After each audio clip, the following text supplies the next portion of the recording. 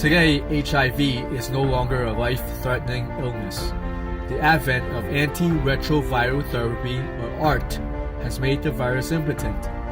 With the promise of a long and fulfilling life, HIV-positive people can now focus on dating.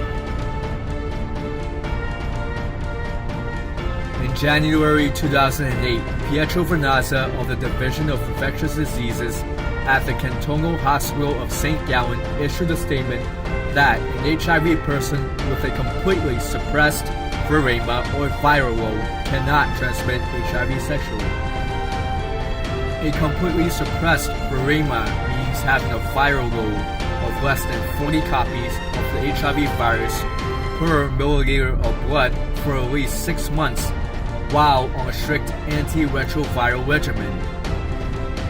This has broad implications with dating because this means that serodiscordant couples, or where one partner is HIV positive and the other is HIV negative, can still be safe in the event of a condom failure. There was a study done called Partner, which proves that there is a zero HIV transmission rate for the serodiscordant couples studied whose total sex count was 58,000 times.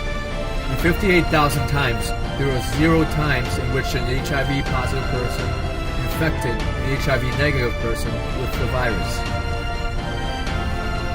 Now that I have dispelled the myth that HIV can be transmitted while on successful antiretroviral therapy, I will now focus on how HIV-positive people date. For HIV-positive people, disclosing their HIV-positive status online is a much safer and less mentally straining option than disclosing in real life. Disclosing one's status in real life can become dangerous in the case of an ignorant or fearful partner. On the majority of HIV-positive dating sites like PosMatch.com and PositiveSingles.com, people prefer to list the positive and negative aspects of their body. Some prefer to not even provide a profile picture, but the majority studied will voice their positive outlook on life. For example, they will say that they will live life to the fullest and seize the day. In Fahila Mazzoderani's study of African British women in the UK, the heterosexual women studied stressed their desire for motherhood. They also serosort, meaning they desire a man to be like them, a man with HIV. Their ideal man has to be responsible in bed and has to adhere to his daily antiretroviral regimen. The group of women prefer to date African men, or they resort to dating HIV-negative men. Both have pitfalls. African men tend to be more ignorant about HIV and safe sex. They do not believe in using condoms because using sperm to them will make them weaker. HIV-negative men often date these women just to take advantage of their wealth or the government welfare money. In today's day and age, there are many ways for an HIV-positive individual to date. HIV-positive individuals who happen to be gay can use apps like Grindr. Grindr is a dating app that exclusively caters to gay men. But this begs the question, should HIV-positive people be filtered out of the feed seen by HIV-negative people? This will obviously create a new wave of stigmatization for HIV-positive people. This will also increase the spreading of HIV because based on Fahila Mazzoderani's evidence, it is extremely difficult for an HIV-positive person to find a suitable mate.